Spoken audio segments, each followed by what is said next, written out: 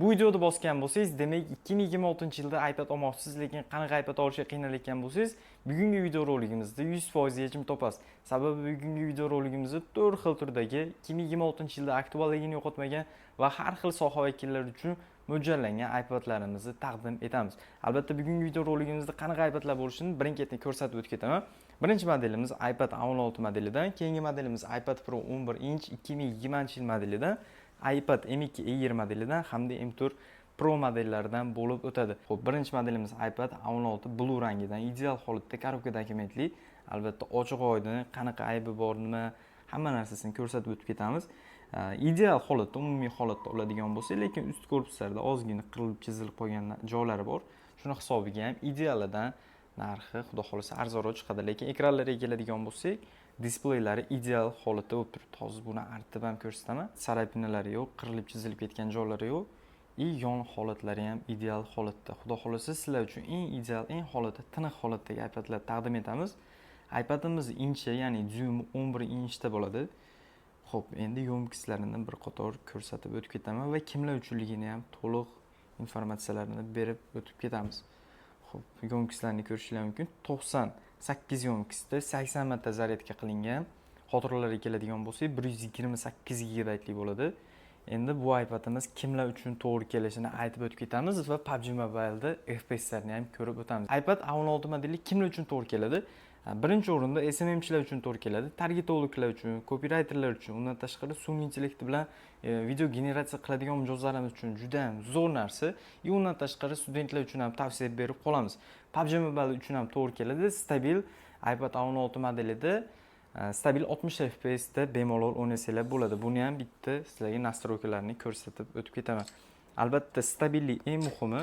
60 FPS bo'lgan taqdirda ham, lekin stabilni 60 FPS o'ynasanglar bo'ladi, ko'rishingiz mumkin. Xo'p, Extreme, ya'ni bu 60 FPS. Xudo xolasa shu balans va visoki nastroykalarda stabil 60 FPS bemalol o'ynasanglar bo'ladi. Undan tashqari kino ko'rib o'tiradigan mijozlarimiz uchun, YouTube'da har xil darslar tayyorlaydigan mijozlarimiz uchun, aytib o'tganimdek, studentlar uchun eng ideal variant. Bunimiz yangisining narxi hozirgi kunda $389, yangisidan $100 arzoniga, lekin 98 yo'mkis korobka dokumentlari bor, blue rangda 128 GB li iPad A16mizni sizlar bizning kanalimizda bor yo'g'i $289 ga xarid qilsanglar bo'ladi. Albatta 60 kunlik garantiyalar mavjud. Bemalol xarid qilsanglar bo'ladi. 12 ta viloyat bo'yicha mutlaqo tekin dastavkalarimiz bor. Va yo'mkis har xil shunga o'xshash narsalarni ham sizlarga sotishimizdan oldin bitta video qilib yoki translyatsiya orqali gaplashib, undan keyin sizlarga viloyatingizga yoki tumaningizga chiqarib beramiz. Obzorimizdagi keyingi iPadimiz iPad Pro 2020 modelidan bo'ladi. Holatlari ideal holatda, qirilgan, chizilgan, ozgina bo'lsa ham sarapinalari yo'q. Bukilib ketgan joylari yo'q, ko'rishingiz mumkin. Ideal holatda turibdi. Kraskalari ham ko'chmagan. Xo'p, bu iPadimiz kimlar uchun to'g'ri keladi? Studentlar uchun to'g'ri keladi, SMMchi, targetologlar uchun to'g'ri keladi. Bundan tashqari bo'sh vaqtlarda kino ko'rib, darslar ko'radigan mijozlarimiz uchun to'g'ri keladi va PUBG Mobile'da o'ynaydigan mijozlarimiz uchun ham to'g'ri keladi. Sababi bu iPadimiz stabil PUBG Mobile o'yinida 90 FPS bo'ladi. PUBG Mobile o'yinidamiz, grafikasiga kiradigan bo'lsak, ko'rishingiz mumkin. Bizda 120 Hz ochadi. Giroskop hamma narsasi ishlaydi, radnoy hamma narsasi. iPad Pro 2020 ning narxini YouTube'ga obuna bo'lib kuzatayotgan mijozlarimiz va obunachilarimiz uchun $419 qilib beramiz. Bemalol buyurtma bersangiz bo'ladi. 12 ta viloyat bo'yicha mutlaqo tekin dastavkamiz bor. Obzorimizdagi keyingi modelimiz iPad M2 E20 modelidan bo'ladi. Holatlari juda ham yaxshi, zo'r holatda turibdi, ko'rishingiz mumkin. Buni ham yonlarida, chekkalarida, orqalarida sarapinalari yo'q. Shu olmachasida ozmoz sarapina bo'ladi. Lekin ideal holatda umumiy hisobda oladigan bo'lsak, xo'p, zashniy stiklolari bor ekan. Zashniy stiklolarini oladigan bo'lsak, hozir holat qanaqaligini sizlar bilan to'liq ko'ramiz.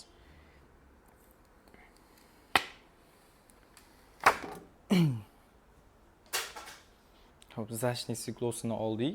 Holatlarni ko'rishingiz mumkin. Ozgina sarapinalari bor. Shuni hisobiga idealidan narxi ancha arzonroq chiqadi. Lekin bu ham umumiy holatda ideal holatda. Qanday holatda ideal bo'ladi? Birinchi o'rinda yo'llari shunaqa qirilib chizilib ketmagan bo'lsa, bu birinchi o'rinda bu qirilib chizilib ketmagan.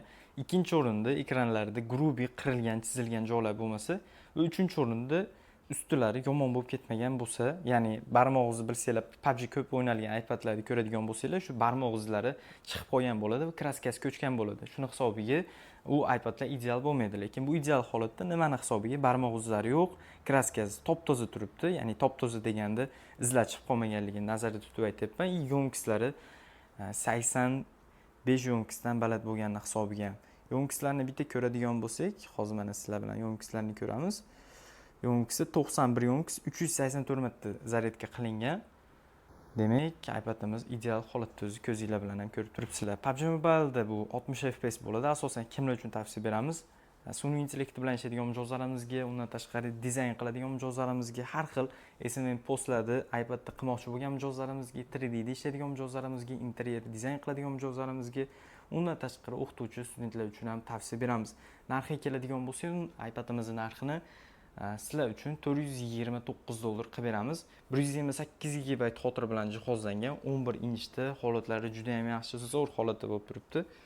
Bemalol bu iPadimizni ham xarid qilsanglar bo'ladi. Korrektiv dokumentlari bor albatta. iPadimiz sizlarni kutib turibdi, xudo xolasa. 12 viloyat bo'yicha mutlaqo tekin dastavkalari ham bor. Narxini aytib o'tib ketdim, yo'nalishlarni eshitdinglar. Endi PUBG Mobile esimizdan chiqib qolibdi. PUBG Mobile'ni ko'rsatamiz 60 FPS degan. O'zi bu aslida M2 protsessor, umumiy holatini olib qaraydigan bo'lsak, bizda 120 FPS bo'lishi kerak, lekin nimaga 60 FPS ligini sizlarga tushuntirib beraman. Protsessor, parametr, hamma narsa 120 Hz qo'llab-quvvatlagani bilan, lekin displey 120 Hz emas. Ya'ni iPad A16 da barcha i20 modellarida 120 Hz emas, 60 Hz displeydan foydalanilgan bo'ladi. Shuni hisobiga biz PUBG Mobile'da maksimum FPS'da 60 FPS'da o'ynashimiz mumkin, ko'rishinglar mumkin. iPadimiz 60 FPS, stabil 60 FPS bo'ladi. Qaysi nastroykalarda o'ynashinglardan qat'iy nazar, giroskop, hamma narsasi xudo xolasa ishlaydi, hamma narsasi radnoy. Afsuski, bugungi obzorimizni tugatib beradigan iPadimiz iPad M4 Pro variantidan bo'ladi. Ideal holatda, absolutni ideal holatda ko'rishinglar mumkin. Qirilib, chizilib, bukilib, kraskasi o'chgan joylari yo'q, ideal holatda bo'lib turibdi. Yo'llari ham juda ham tiniq. Bu modelimiz boshqa modellarimizga nisbatan eng ingichkasi hisoblanadi. Bitta farqlarni ko'rishinglar mumkin. Pastdagi iPad A16 modeli, tepadagi iPad Pro M4 modelidan bo'ladi. Buni olib qo'yib turamiz. Hozir iPadimizning obzoriga qaytamiz. Xo'p, birinchi o'rinda yonkislarni ko'radigan bo'lsak, 100 yonkis 26 marta zaryadka qilingan bo'ladi.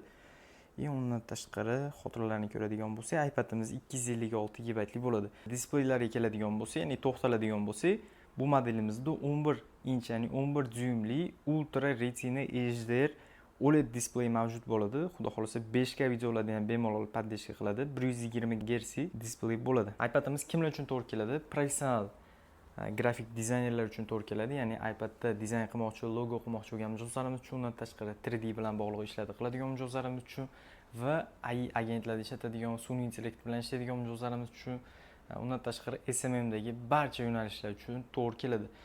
Undan tashqari PUBG Mobile o'yinini o'ynaydigan mijozlarimiz bo'lsa, bu iPad eng ideal tanlovlardan biri. 120 FPS bemalol o'ynasanglar bo'ladi. PUBG Mobile'ga unchalik tushunmayman, lekin ko'pchilik mijozlarimiz PUBG Mobile'da iPadlar test qilganning hisobiga YouTube'ga ham shunaqa test qilib olib chiqyapmiz. Xato kamchiliklari bo'lishi mumkin. Sababi bu birinchi iPadlar bo'yicha obzorimiz.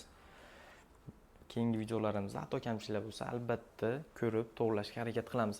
Narxiga keladigan bo'lsak, iPadimizning narxini YouTube'dagi mijozlarimizga, biz kuzatayotgan aka-ukalarimizga $799 qilib beramiz. Yangisi hozirgi kunda $970dan bemalol buyurtma bersanglar bo'ladi. Yangi bilan bir xil holatda, ideal holatda bo'ladi. 256 ga 100 yonkis 26 sikl korobka dokumentlari bor, 11 inchda. Bu iPadlarni sotib olish uchun adminlarimiz nomerlarini qoldirib qo'yganman. Mana bu yerda montajyorimiz qoldirib qo'yadi. Bemalol shu adminlarimiz orqali, to'g'ri sotuvchi konsultantlarimiz orqali iPadlarimizni sotib olsanglar bo'ladi. Hammasi bular в наличии, aktual narxlari. Xudo xolasa sizlar uchun shunaqa eng ideal holatdagi, eng zo'r holatdagilarni terishga harakat qildik. Hammasini korobka dokumenti bor. O'zi korobka dokumenti hech qanaqa rol o'ynamaydi. Sotayotganinglarda ham, sotib olayotganinglarda ham, lekin sizlar shuni so'radinglar. Sizlarda so'rovlardan kelib chiqqan holda shunaqa iPadlarni obzor qilishga qaror qildik. Sizlar bilan muhim salim bo'ldi. Keyingi videolarimizda qanaqa devicelarni obzor qilishimizni, qanaqa iPadlar sizlarga qiziq bo'lishini va nech puldan nech pulgacha narxli iPadlarimiz kerak bo'lishini yozib qoldiradigan bo'lsanglar, keyingi videolarimizda sizlar yozgan kommentariy orqali obzorlarimiz chiqib qolishi mumkin. Xudo xolasa shunga harakat qilib qolamiz. Sog' salomat bo'linglar. Sizlar bilan Muhammad Salam aytib o'tganimdek, sizlar laptop kanalida bo'ldinglar. Obzorimiz uchun bitta like va obuna tugmasini bosib qo'yasizlar.